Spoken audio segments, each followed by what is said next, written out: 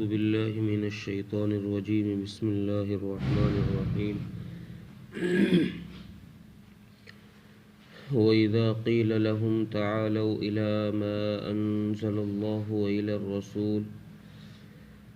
الرسول رأيت المنافقين يصدون عنك صدودا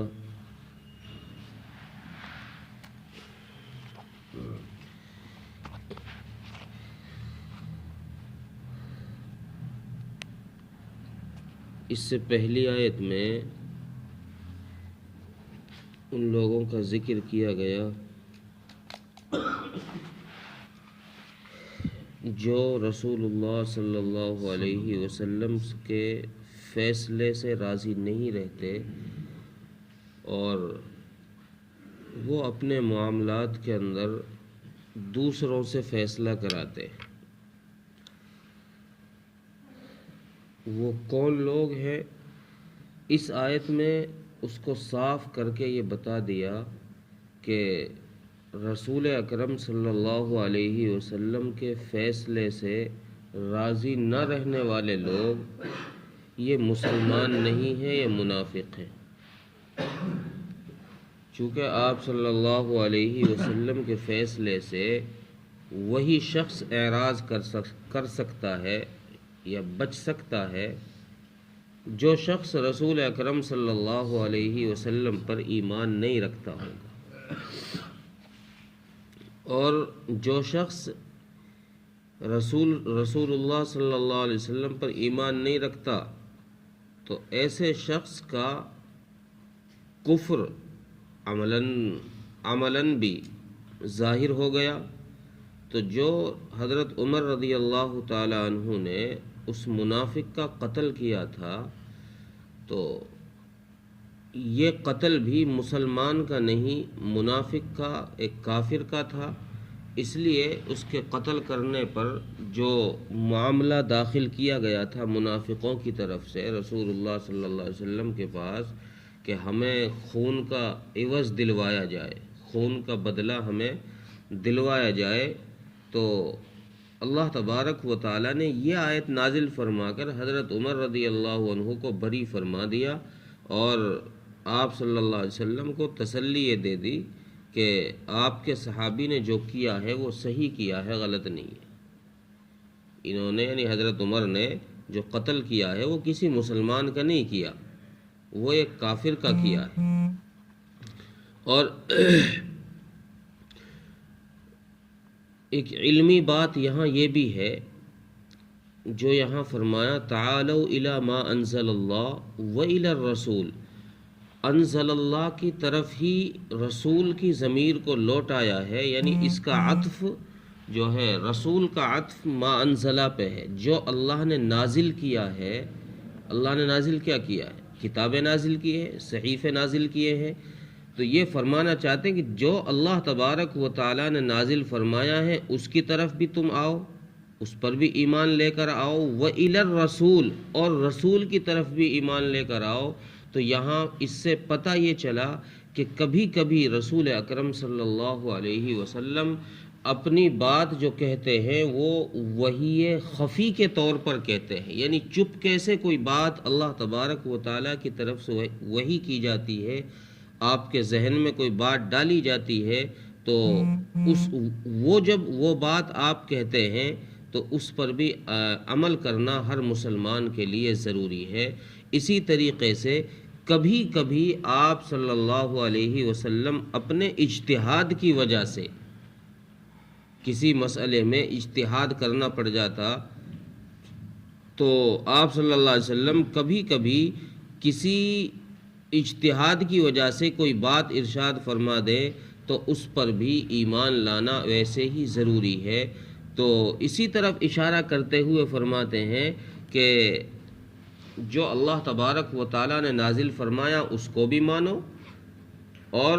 جو رسول اللہ صلی اللہ علیہ وسلم بات کہیں، جو فیصلہ تمہارے درمیان کر دیں، تمہیں چاہے وہ فیصلہ صحیح لگ رہا ہو یا غلط لگ رہا ہو،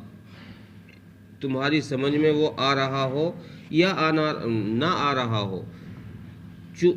تمہیں اس کو ماننا ضروری ہے، لازم ہے۔ اگر تم نے اعراض کیا اس فیصلے سے تو تم دائرہ اسلام سے نکل جاؤ۔ جیسے وہ منافق، اس نے رسول اللہ صلی اللہ علیہ وسلم سے فیصلے سے اتفاق نہیں کیا اور فیصلہ کرانے حضرت عمر رضی اللہ عنہ کے پاس چلا گیا، تو حضرت عمر رضی اللہ عنہ نے اپنا فیصلہ کیا سنایا؟ تلوار نکالی اور گردن اڑا دی کہ میرا فیصلہ یہ ہے، جو میرے نبی کا فیصلہ نہ مانے اور عمر کے پاس فیصلہ کرانے آئے تو عمر کا فیصلہ یہ ہے کہ میں اس کی گردن اڑا دوں۔ تو رسول اکرم صلی اللہ علیہ وسلم کی بات کا ماننا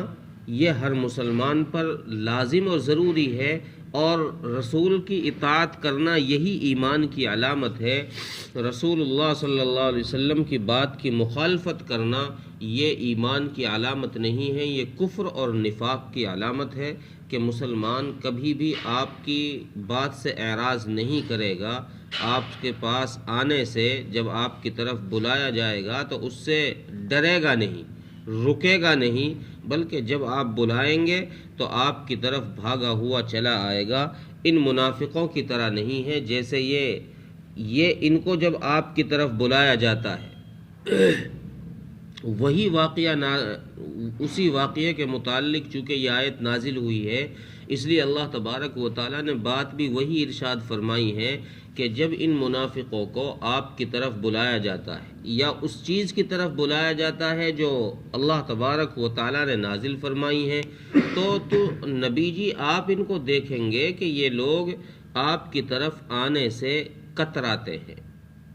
یعنی یہ کنی کاٹ جاتے ہیں، راستہ کاٹ جاتے ہیں، بلایا جاتا ہے آؤ ادھر کو، یہ دوسری سائیڈ سے ہو کے نکل جاتے ہیں۔ اور ان کا دوسری سائیڈ میں نکلنا، دوسرے لوگوں کے پاس جانا،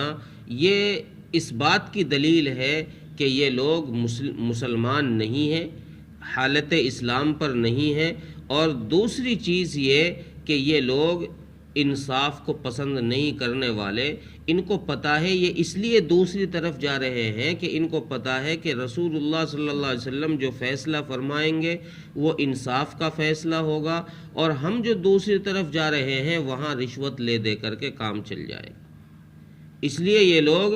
دوسروں کی طرف بھاگنے کی کوشش کرتے ہیں جب ان کو آپ کی طرف بلایا جاتا ہے۔ ان کو پتہ ہے چونکہ ہم حق پر نہیں ہیں، حق دوسرے کا ہے، ہم تو ویسے ہی اس پہ جبراً قبضہ کرنا چاہتے ہیں، تو جب جبراً قبضہ کرنا چاہتے ہیں تو اسلام جبراً کسی کے مال پر قبضہ کرنے کی اجازت نہیں دیتا۔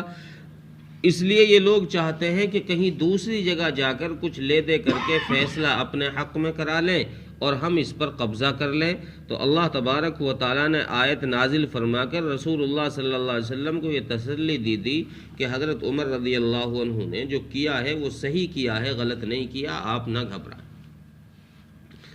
ترجمہ دیکھیں، وَإِذَا قِيلَ لَهُمْ تَعَالَوْا إِلَى مَا أَنزَلَ اللَّهُ وَإِلَى الرَّسُولِ، اور جب ان سے کہا جاتا ہے کہ آؤ اس کی طرف جو اللہ تبارک و تعالیٰ نے نازل فرمایا ہے، وَإِلَى الرَّسُولِ، اور اس کے رسول کی طرف آؤ، تو رَأَيْتَ الْمُنَافِقِينَ يَصُدُّونَ عَنْكَ صُدُودًا، تو اے نبی جی آپ دیکھیں گے تو تم دیکھو گے کہ یہ لوگ آپ کی طرف آنے سے کتراتے ہیں، یعنی آپ کی طرف رک کر آتے ہیں یا ٹیڑھے ہو کر چلے جاتے ہیں۔ اللہ تعالیٰ عمل کی توفیق۔